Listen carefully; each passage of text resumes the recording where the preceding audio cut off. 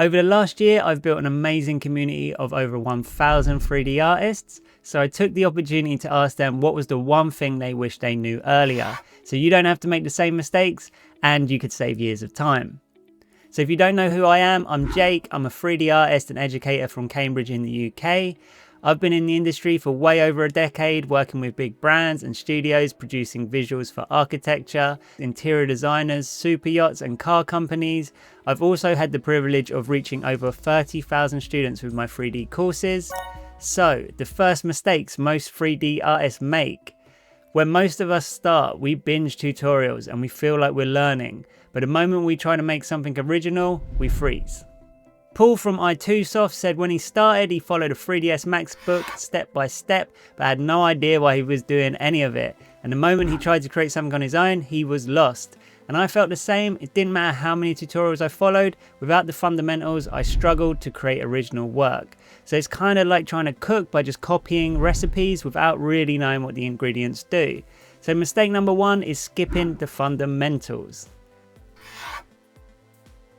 The second mistake is something I never used to think about, and that lost half an hour every time I was trying to find a project because I hadn't named it properly or filed it away. So Neil said he built a file structure 20 years ago and he still uses it. He said it might sound boring, but it pays dividends every single day.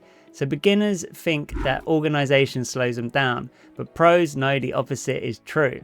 So mistake number two is bad organization and not having a file structure. This basically destroys your speed as your projects get bigger, so do things that future you are going to thank you for.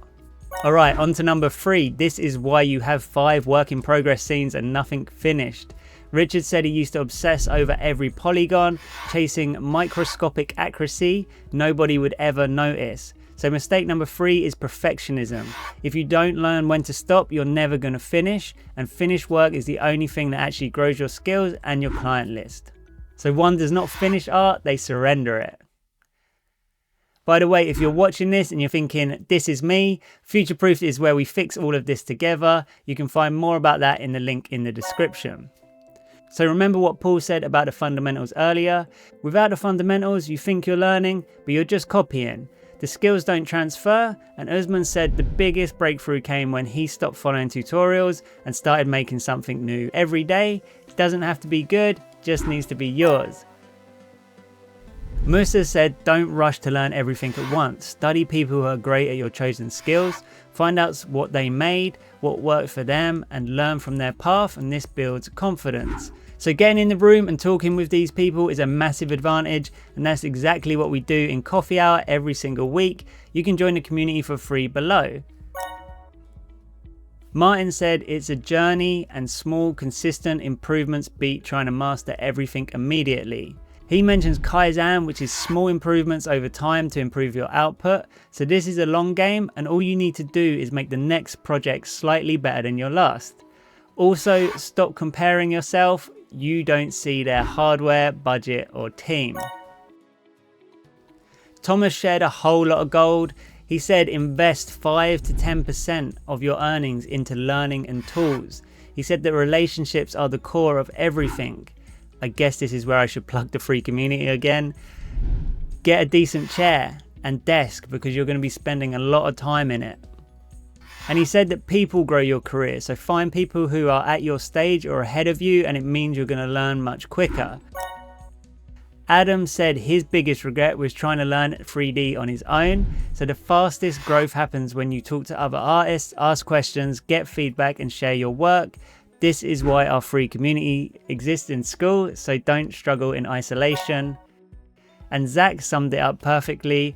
Many major steps in his career happen because of the community. This could be conferences, events, mentorship, connecting with other artists. So networking really is the multiplier.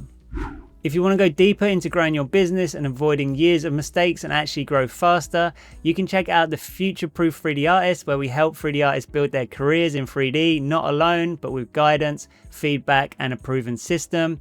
And if you're not ready for that yet, there are tons more amazing tips for 3D artists from around the world in the group. If you want to come join school, you can find the link below. It's free. We have coffee hour every week. We have industry experts from i2Soft, Chaos and more. It's basically the place to be. So if I had one piece of advice, it would be to come join the school community.